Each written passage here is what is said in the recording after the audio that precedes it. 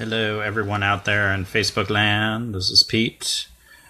This is the fourth part of Racism 101 for white folks. Just going to wait a few minutes here to wait for some more folks to join us.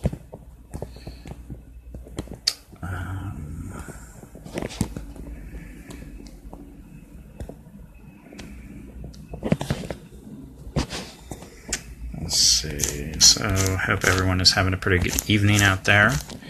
I'm going to get started in just a couple minutes here.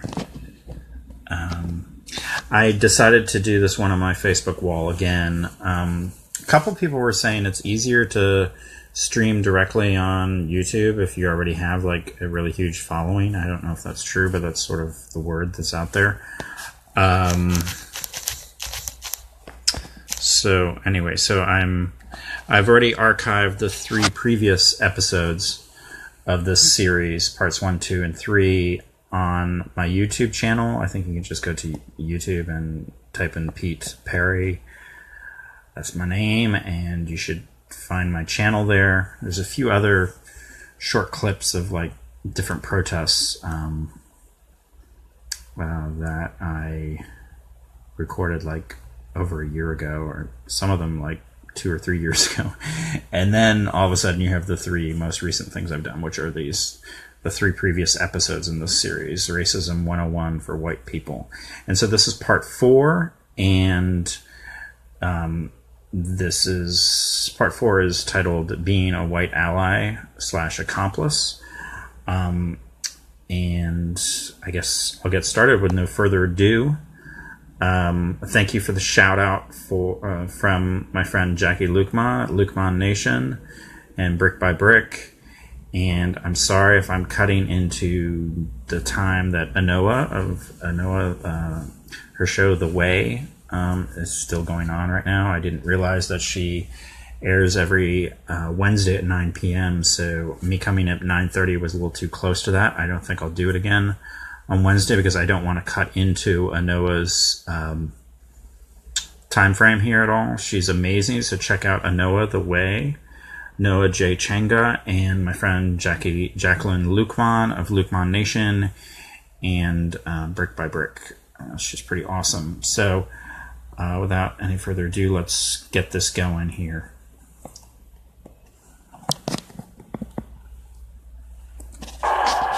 I want every white person in this room who would be happy to be treated as this society in general treats our citizens, our black citizens. If you, as a white person, would be happy to receive the same treatment that our black citizens do in this society, please stand. You didn't understand the directions. If you white folks want to be treated the way blacks are in this society, stand. Nobody's standing here. That says very plainly that you know what's happening. You know you don't want it for you. I want to know why you're so willing to accept it or to allow it to happen for others.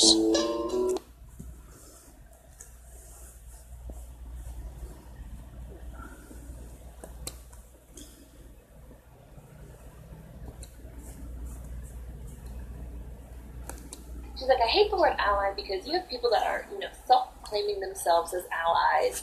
And if you're self-proclaiming yourself as an ally, like if you're saying I'm an ally, then you're, that's not the way that allyship works. She was like, marginalized groups are the ones that need to be in charge of proclaiming who's an ally, who isn't an ally, kind of welcoming people into the fold and, deciding for themselves who and what is an ally and who and what, the roles of those allies are going to be within, their movement, within their marginalized group. And I thought that was really, really, really, really amazing.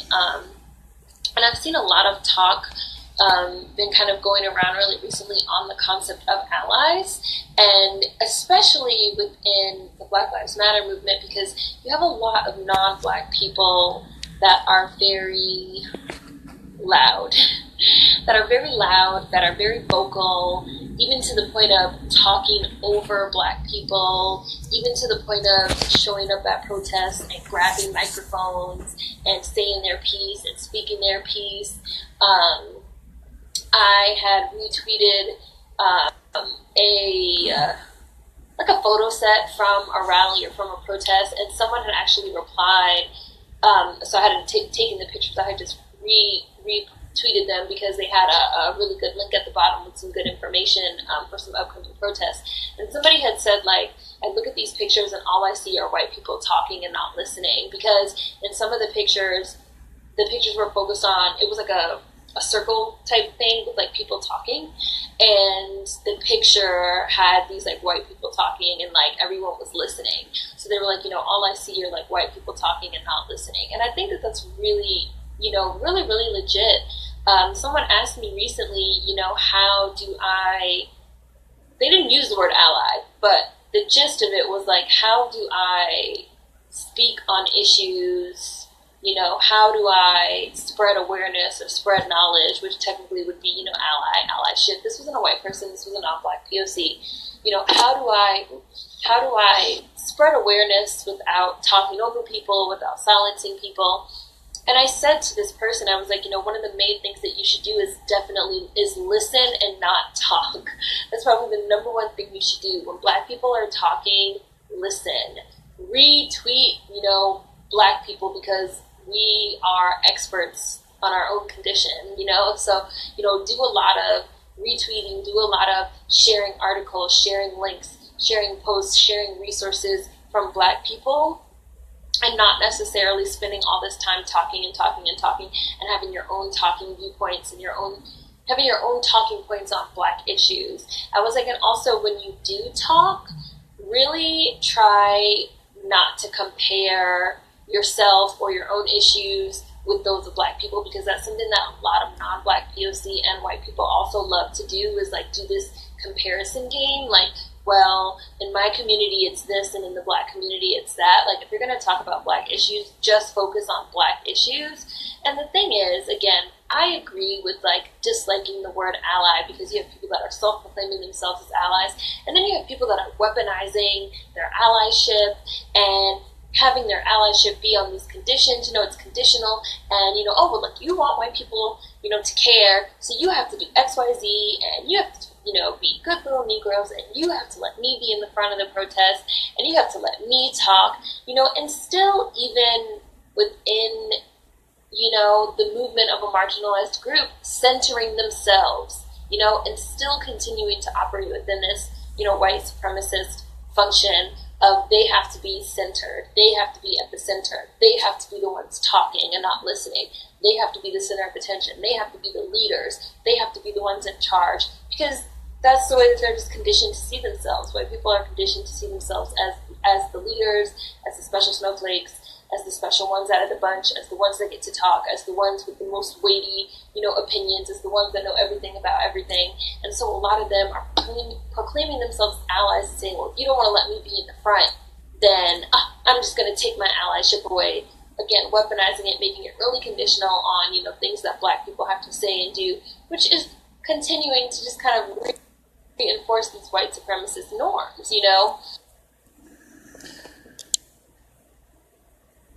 So there we have it. We have Jane Elliott, who's like this leading anti-racist educator. She started out as a elementary school teacher in the mid-late 60s, and she was in a pretty much an all-white elementary school she was teaching at, and she was very much impacted by the assassination of Dr. King in 1968. And from there, she's developed this curriculum on sort of exposing racism and remnants of racism and indoctrinated racism that pretty much all of us white folk carry within ourselves to varying degrees. And then we have Seren, her handle on YouTube, that's one of her YouTube videos. Seren's channel is Sensei Aishimatsu, Aishitemasu. So Sensei, like Japanese teacher, Sensei Ishimetsu, but her first name is Seren. She's got some really cool videos I've been checking out the last few days. And so right here, it's, we got, I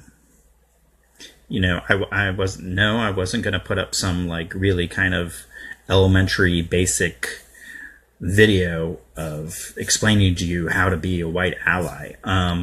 It's a lot more complex than that, and it's certainly not about and as Seren points out, certainly not about promoting yourself as a white ally and like, here, I can wear this badge now. I'm a white ally. It's not about that. It's just about being yourself and being human and being aware and checking your own privilege. And really, yeah, and locally here in DC, like there's the DC chapter of Surge. Surge is, if you're in a city anywhere in the U.S., you probably have a local chapter. It stands for Standing Up for Racial Justice. They've done a lot of good anti-racism work. And they work closely with DC Black Lives Matter here. And so, and in DC Black Lives Matter, they're preferring now, and other cities are taking this route too, and switching out the word ally for accomplice, and that we're supposed to be accomplices, not assuming leadership, but accomplices in overthrowing the system of white supremacy. And that we're to use our privilege to help undermine and subvert and eventually overthrow the systematic white supremacy that we have in this country. So let me go to my outline here. There's a lot of things I want to touch on. Like I said, this is the fourth part of my Racism 101 series for white people. Part 4 being called being a white ally / accomplice. So the first episode was real quick about safe spaces and black-only organizing spaces and how those need to be respected by progressives, and it's important for progressives to support and respect those spaces for black folks or for other safe spaces, organizing spaces for people of color. And there was an incident that came up at a national anti-war conference down in Richmond recently that was very unfortunate, where something happened with some well-known live streamers, and the one was asked not to live stream in the black-only organizing space, community information sharing space, and she was really annoyed that she was told no, because she's got a big following or whatever in her mind. I don't know. And then anyway, she didn't react well, and so what happened worst was this pattern of denialism of her and a friend of hers who also has a rather large following in progressive live stream world. And so they're doubling down in denial and deflecting, and extreme defensiveness just made it that much worse. So I felt that I needed to speak out, and so that was sort of the root of the first episode about free space, safe spaces and organizing spaces for black-only voices. And so, and then that grew into this idea for a whole series. And so episode 2 was about early U.S. white supremacy and systematic racism, violent racism in this country, and part 3 was the second part of that, going up to 2014 with the killing of Michael Brown in Ferguson, Missouri, and how that led to the current Black Lives Matter movement.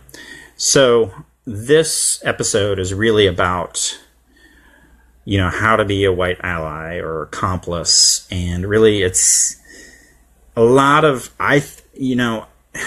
not trying to toot my own horn, but it's kind of like basic things on how to be a decent human being. I think two of the most important words to keep in mind when we're thinking about being a white ally is humility, placing one's own needs and interests at a lower, more modest level, and empathy, being able to feel and share in other people's feelings.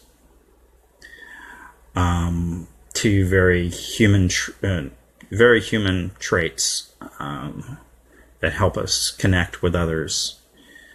As Seren was saying in her video, there's a tendency for white folk to talk a lot, explain a lot, and it's not about us. And that's where the humility comes into play, is to say, hey, it's not about us. It's about these folks that we're trying to amplify their voices, trying to help them in their struggles. How can we best do that? And being open to suggestions, not taking any kind of criticism personally.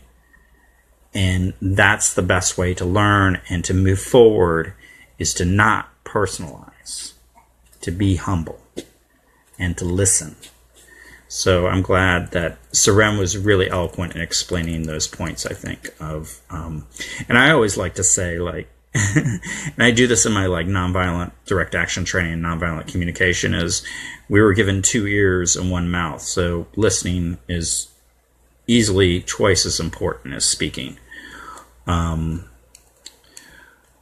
the other thing, I think I mentioned it in 1 or 2 of my previous parts of the series, denialism. Specifically white denialism. And I'm seeing a lot of that right now. I'm seeing a lot of, even within the so-called progressive movement, or what I'll call the left movement, is a lot of people saying, oh no, you people are exaggerating things. It's, that's not really what it is. That's not the most important issue. And, just sort of dismissing and denying that they have any culpability, and perpetuating some of those same very problematic patterns. And so I've been saying it. I think we're in a third wave of denialism now, a third wave of modern denialism, I should say. The first wave of modern denialism, I think, was, in my opinion, probably the white lash against affirmative action, and that, oh, racism is basically over now. They're getting preferential treatment in the working place, blah, blah, blah. White denialism, modern white denialism, phase 1. Phase 2 most likely was a result of Barack Obama's election to the presidency. Oh, racism's basically over now. We have a black president now. So we're in a post-racial society. So that phrase just in itself, like, mind-boggled me. Like, what the fuck is post-racial? We're in a post-racial society. We have a black president. Yay! And you wonder why I try and, downplay the importance of politicians, because they don't really reflect society as a whole. So that's another thing, Again, this is not about me, but I just want to say real quickly that my live streaming will often not focus on candidates. There's enough people within the left movement that's what they love to really hone in on, is let's talk about candidates. Let's talk about the next election. You're not going to hear that shit from me, because that's really not important. It's building people power that I believe, in my belief, is what's important. So, and now we're in this third wave of modern white denial, which really has to do with, it's coming about with Trump coming to power, and I think, this emphasis on the left movement to, just sort of put other issues to the forefront. Let's talk about, raising the minimum wage. Let's talk about shutting down pipelines. But, oh no, white supremacy, yeah, that's pretty much done with. We've resolved that. No, we haven't resolved that. So we're sort of experiencing the beginning of a third wave of white denialism in the modern times. So yeah, I'm glad folks have joined me. Also, white denialism maintains white supremacy. Absolutely helps maintain it. If we try and downplay it and say, oh no, it doesn't really exist, you're exaggerating, or I'm not exerting any of those those problematic behaviors. Oh no, that's not me, I'm a progressive. So that helps maintain the existing white supremacist system that has always been there. So I drew this checklist from a variety of sources. So I'm going to go through it. Let's see. There's a white ally checklist that I've sort of put together from a few different sources. So, and I think Seren kind of touched on some of these, but let me go through them real quick. Practice noticing who's in the room at meetings. How many men, how many women, how many white people, how many people of color? Is it majority heterosexual? Are there out queers? What are people's class backgrounds? Don't assume to know people, but also work at being more aware. Next, count how many times you speak and keep track of how long you speak. Count how many times other people speak and keep track of how long they speak. So it's really about awareness of your own behavior and awareness of the behaviors around you and the interactions happening there.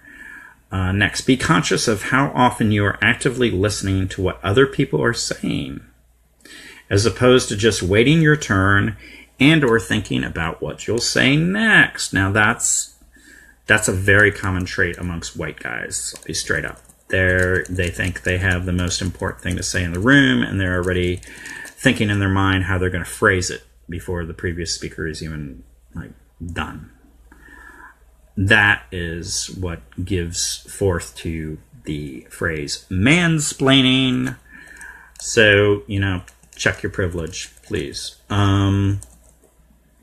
Next, practice going to meetings focused on listening and learning.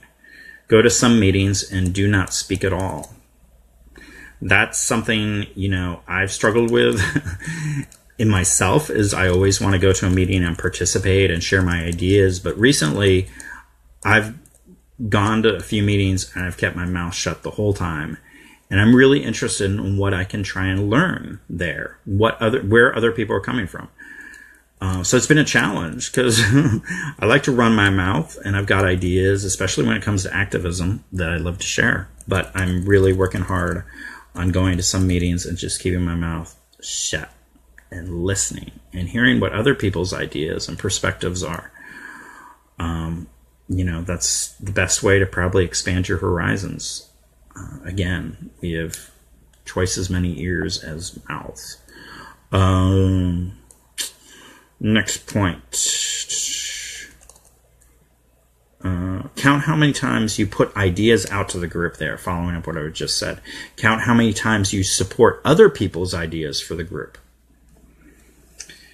Next, continually educate yourself and others about racism. Now, obviously, this is very important. That's why I feel like this is a very serious topic, and I'm really only going to live stream about topics that I think are crucially important. You're not going to have me just sort of, freewheeling here and there about abstract ideas and dead white philosophers and economists. You're going to have me talk about serious issues that have often life and death consequences. So that's why this point, continually educate yourself and others about racism. I'm not trying to claim like I'm the ultimate authority in this at all. Not at all. Okay. So I'm continually educating myself, and maybe we can do that together. Next point, recognize your own limitations as a white person doing anti-racist work. Like I said, it's kind of hard to process through all the ingrained racist notions that many of us were kind of indoctrinated on as we were growing up. So trying to recognize those and sort through them. and how you're limited in your perspective, your life experience. As a white ally or accomplice, you're not a black person. You haven't gone through what they have. You have not dealt with racism on a day in, day out basis. You have not feared for your own personal safety in a rather regular basis due to the color of your skin. It's not something that we can really know. So that's one of our limitations, obviously. Next, do not seek recognition as a white ally. Do not promote yourself as a white ally. Next, do not compare your own experiences to the experience of marginalized individuals being discussed. And this is sort of what happened with those two white women live streamers recently. Well, one of them certainly compared her own experiences with getting beat up when she was 12 years old and her own mental health, experiences, and that's why she didn't need a safe space. Well, that's her, and that's one very individual case. That's not talking about a whole community. That's not talking about a systematic, institutionalized structure like white supremacy. That's her dealing with her own shit. And her saying, well, she didn't need a safe space to sort through them. Well, that's good for her, but that is totally irrelevant. So do not compare your own experiences to those of the marginalized community that you're trying to be an accomplice or ally for. Again, it's not about you. So just humility, empathy, go with it. Next point, realize it's... There we go, right into the next point. Dovetails, realize it's not about you. Be objective and avoid over-personalizing issues that people of color raise. Listen to what they have to say. Don't personalize it. It's not about you. It really isn't. It really isn't. And the more you listen and keep your mouth shut and not personalize, the more receptive you'll be to learning more. Next point, respect people of color only organizing spaces and their community safe spaces. Be grateful and respectful if and or when you are invited into them. Now, this live streamer that was told no, she couldn't live stream it from there. She was allowed to go in. There was, I think, 2 or 3 other white folk that were invited in too. But instead of being grateful that she was even allowed to be in that black organizing space, she freaked the fuck out that she was actually, they had the audacity to tell her no. Oh, heaven forbid. Just fucking be thankful, okay? I mean, is that so hard? Humility, bing, bing, bing, important. And final point here on this checklist of being a white ally / accomplice. Accept and be supportive of black leadership. That's not a big ask. Very important in left movement. As I have often said, the so-called progressive movement needs to realize that black issues are progressive issues, that they're about attacking white supremacy, which is a virulent system of injustice, and that progressives, our main task is fighting for justice. So, sure, why wouldn't you be supportive, accept and support black leadership? Why not? And so here's some questions to sort of, test yourself on and try and check your privilege and try and check any problematic behavior that could hinder you in being a halfway decent white ally / accomplice. So here's some questions, sort of test yourself on. 1, I rely on people of color for education about my own and institutional racism. Why are they responsible for that? Why can't you educate yourself? My black comrades are getting exhausted on having to educate us white folk on everything having to do with racism, individual or on a personal level. They're tired of it. They deal with it constantly. So just try and educate yourself, seek out resources. Like I said, Surge, Standing Up for Racial Justice, they have some online resources. There's a lot of cool resources out there. Look at some Jane Elliott videos. She's really cool. Next point. When people of color point out racism as it is happening, I feel personally attacked. Does that apply to you? Again, try not to personalize. Next question to ask yourself. I speak for people of color and attempt to explain their positions. Why? Why do you feel entitled to do that? Next question. I prefer to spend anti-racist time and energy dealing with my personal feelings and issues rather than moving the anti-racist agenda forward. You need to sort through your own shit if you're doing that. The left movement really doesn't have time for that. Maybe that's your own little psychodrama or whatever. Needy ego. I don't know. Next question to test yourself on the final one here. It is important to me to point out examples of reverse racism when I see them. Again, this is another big part of the current wave of white denialism, is, accusing black folk of reverse racism, which is bullshit. Reverse racism doesn't exist. Racism has to do about power and those in power discriminating against marginalized groups that they have power over through systems such as white supremacy. So there we are.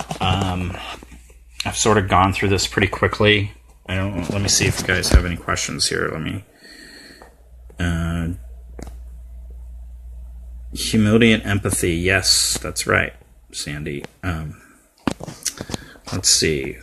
Anybody have questions? Kelly. Hey, Kelly. Thanks for joining us. Today I was told I needed to forget about the incident in Virginia because the 1% wants us divided.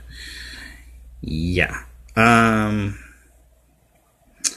1% wants us divided. Yes. Well, that's like the proletarian bros. Like, on one of these, like, the two problematic live streamers I keep referring to, then I really kind of want to go off of this topic. But that incident sort of started this whole series, to be honest. So I am going to refer back to it.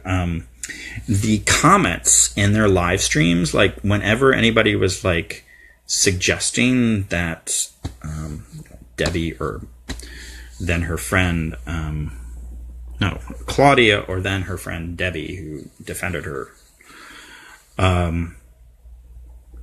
whenever anybody suggested they try and talk directly to a NOAA or other black organizers that were there in Richmond, so why don't you engage in just a little bit of self-criticism here, a little bit of humility expressed maybe, all their, like, fans in the comments section would, like, flare up. And one group of guys, in fact, one of them called themselves the proletariat. So I called these group of guys, like, the proletariat bros. And so all they wanted to talk about was, like, class struggle, and that the 1% was dividing us to talk about, racial injustice and, systematic racism, and that's just dividing us. That's what the 1% wants. Let's just talk about classism, and so, it's very,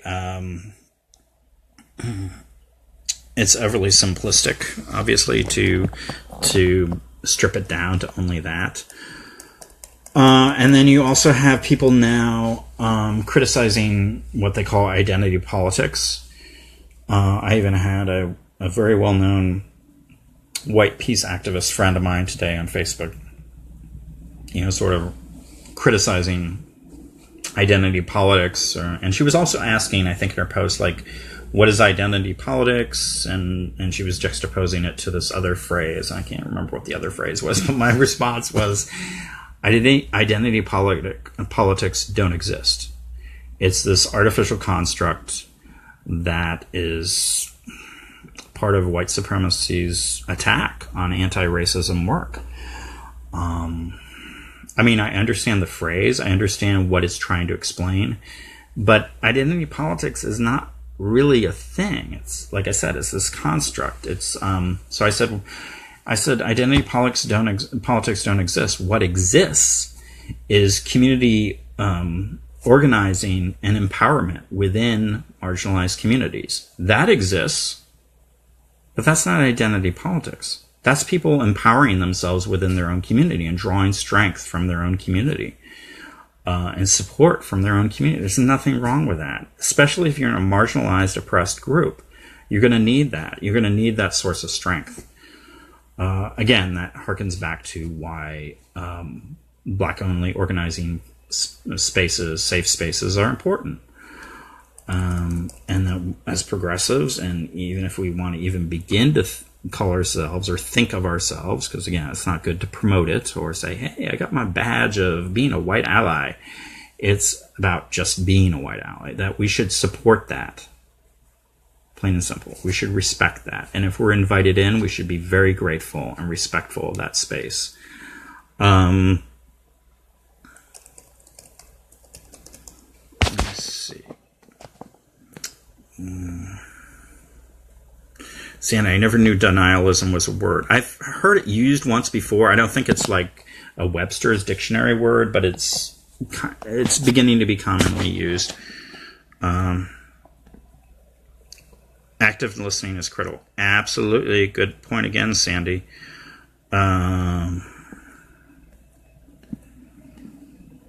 It's something that most of us can practice on, is active listening and just keeping our mouth shut.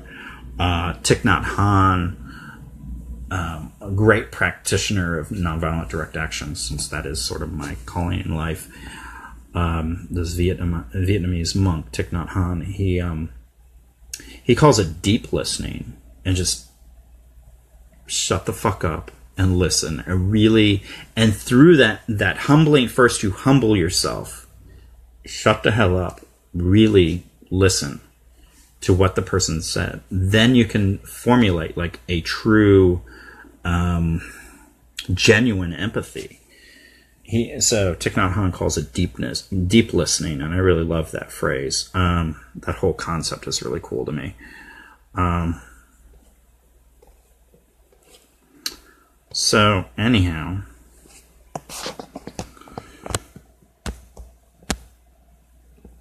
Jackie, hey, my mom used to say to racist white people who brought up reverse racism, I'm not racist, I just hate your particular ass. Nope, I didn't steal it. Oh my god. I'm so sad your mom is no longer with us. I so would love to meet her, especially since what you told me about her. She just sounds amazing.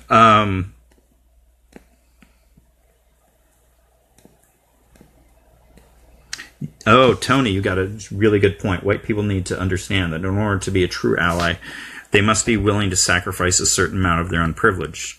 Why? Because supporting any black agenda in this country is extremely unpopular. The saddest part is that most white liberals believe that by simply expressing their discontent with overt racism, they're somehow shielded from being racist. It's so much more than that. Whoa. Really good point, Tony. And I should have gotten into that a little deeper. Blatant racism is like so obvious. It's just the more subtle forms of racism, like I was saying, like indoctrinated into many of us at a very young age. In our neighborhoods, our very own families, and that's sunken into us, and it's often pushed back to sort of almost the subconscious level, and it comes out in subtle but very dangerous ways. And we should be aware of that, definitely, and always try and check that, and check our white privilege, definitely. And we have to sacrifice some of that.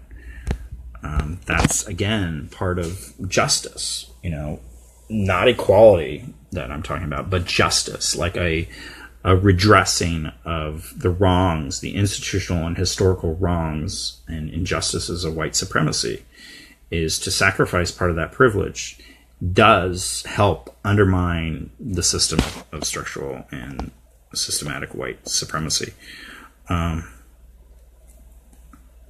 Too many white activists are looking for exactly that badge. Yes, unfortunately they are.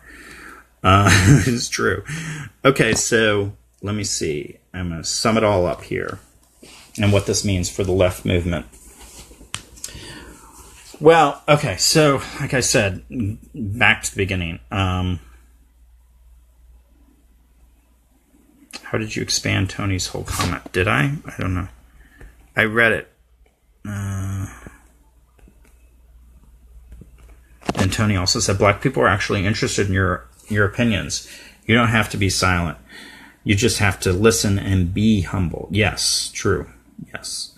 I mean, yeah, I mean, I've got opinions, definitely. But I think as my role as a white ally or accomplice is to, my main role, I think, is, and Seren in that video at the beginning, her live stream, she was mentioning sort of retweeting or what's commonly used is amplify, that we should be amplifying marginalized voices in our role as ally / accomplice.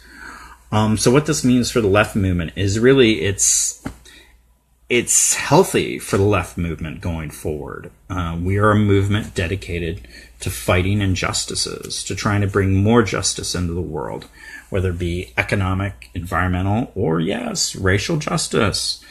That's what this is about, is not so much equality, but justice, bringing justice into the world. So this is like a health checkup, like a way to become healthier as a movement, to build relationships. Again, I think once I'm done with this series, I'm going to talk a bit about like transactional activism versus relationship forming activism, and I'm much more interested in relationship forming activism, not be like, oh, I've got my like sensitive white guy badge now, I can go on to the next thing. No, it's about actually getting to know people and learning how to work best with them, forming coalitions that will endure and can sustain. That's like actual relationship forming activism. That's what I'm much more interested in. And I think this whole trying to be like, not advertising yourself as a white ally or accomplice, just being one is part of that process of just a healthy movement, a movement that can grow, and to work on all those other issues. But to lay this basic foundation first, I think, is so important. That's why I wanted to do this series. Again, my YouTube channel, you go to YouTube, I think you just type in Pete Perry, my name, and you'll see the previous parts of this series there. And I'll post this episode up there real soon. Let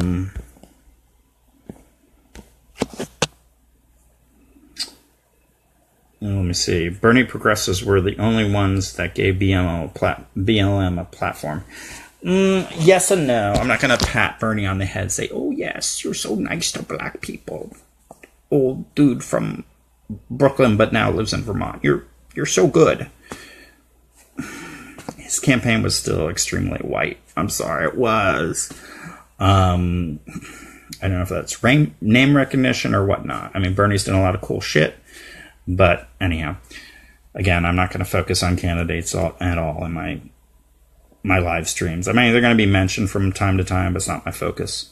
There's plenty of other progressive or left movement live streamers that love to do that. So my YouTube channel for archiving, so I'll be archiving this one up there tonight, probably. And so I just want to close with showing you something really cool here. That's not it. Let me see. Where is it? Here we are. So thank you for joining me. And I will try not to do this at the same time as a Noah show. But I'm thinking the next part in this series will be Friday. Thank you for joining me.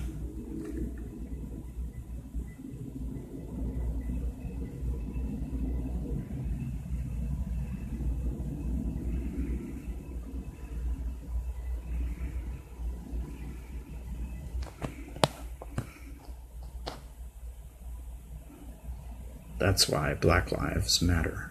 Period. Thanks for joining me. Peace.